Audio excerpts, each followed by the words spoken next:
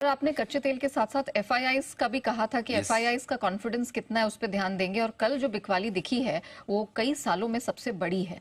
कितना बेचेंगे सर और कब तक बेचते रहेंगे? देखो, मार्च 2020 से डेटा मैंने देखे हैं, उसके पहले के मुझे ध्यान में नहीं है। वो उस वहां से तो अब तक की हाईएस्ट बिकवाली हो सकता है, कैश मार्केट की अब तक की सबसे बड़ी बिकवाली हो, लेकिन कुछ ब्लॉक डील्स वगैरह हो सकती है जिसमें किसी दिन हुआ हो तो मुझे पता नहीं।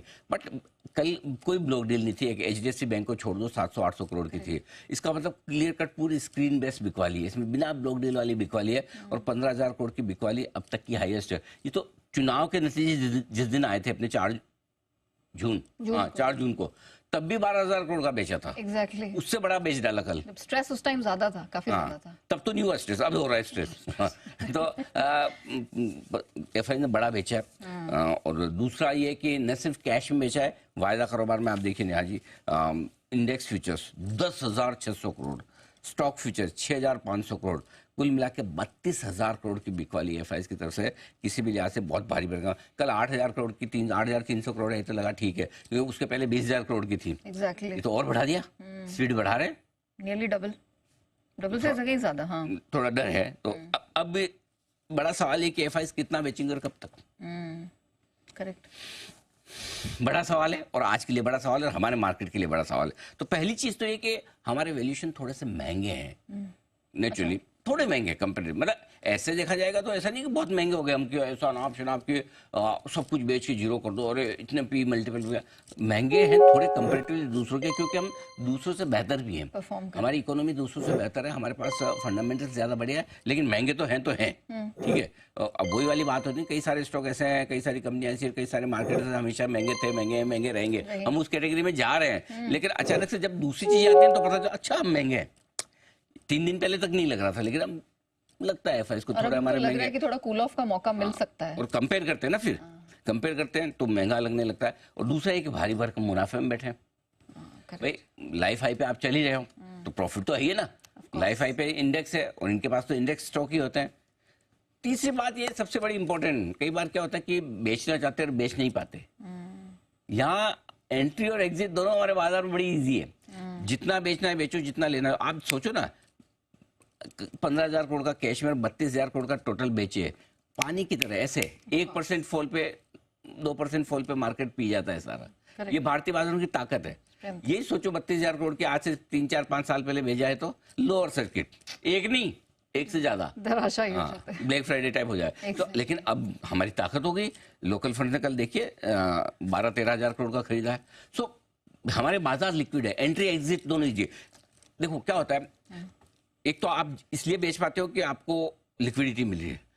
एक रीजन और है यहाँ, क्या कई बार एफआई इसलिए भी बेचते हैं, उनको पता वापस लेना होगा तो भी मिल जाएगा, लिक्विड मार्केट है ना। नहीं तो क्या होता है कि आपने बेच तो दिया और आपको पता है मैं शॉर्ट टर्म के लिए बेच रहा हूँ, 10 दिन बाद तो ये युद्ध खत्म हो जाएगा या इसका इम्पैक्ट आना खत्म हो जाएगा, लेकिन मेरे को आने को मिलेगा, वापस आने को मिलेगा कि नहीं मिलेगा।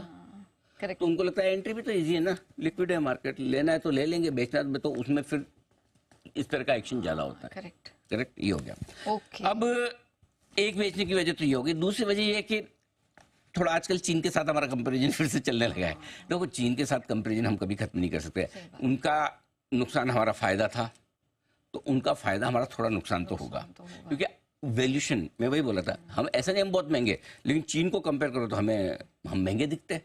करेक्ट। और भले क्या होता है कि कई सारे सब आप किसी को पूछो कौन सा स्टॉक लेना, टीसीएस लीजिए, एचडीएफसी बैंक लीजिए, फंडामेंटल बहुत बढ़िया है, और उसको धीरे से पूछो नहीं यार ये है ना, ये XYZ पेनी स्टॉक है, ये 2 सर्किट मार देगा 10% की।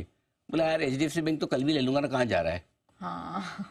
भले फंडामेंटली बहुत बढ़िया है, परसों ले लूंगा, 2 दिन बाद, भरोसा नहीं है, पहले ये 2 सर्किट वाला तो ले लूं।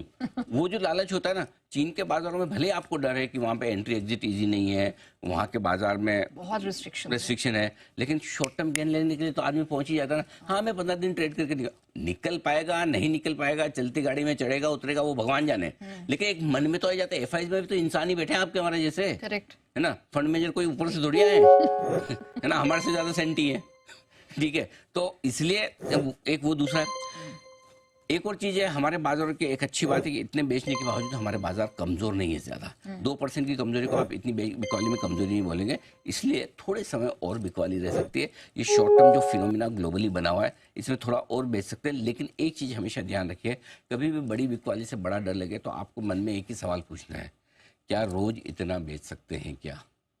उसका जवाब आएगा ना। कितने दिन बेच सकते हैं? उसका जवाब आएगा पता नहीं, राइट। लेकिन ये पता है कि 2 दिन 3 दिन 4 दिन इतनी बिकवाली हो जाए, 5 दिन हो जाए, लाइफ लॉन्ग नहीं होगी, हफ्ते 2 हफ्ते नहीं होगी, महीने 2 महीने नहीं होगी, तो ठीक है, थोड़ा टाइम निकल जाएगा, थोड़े समय रहेगी, झेलेंगे, देखेंगे। अब उसमें लेवल्स क्या आएंगे वो आगे हम विश्लेषण करेंगे।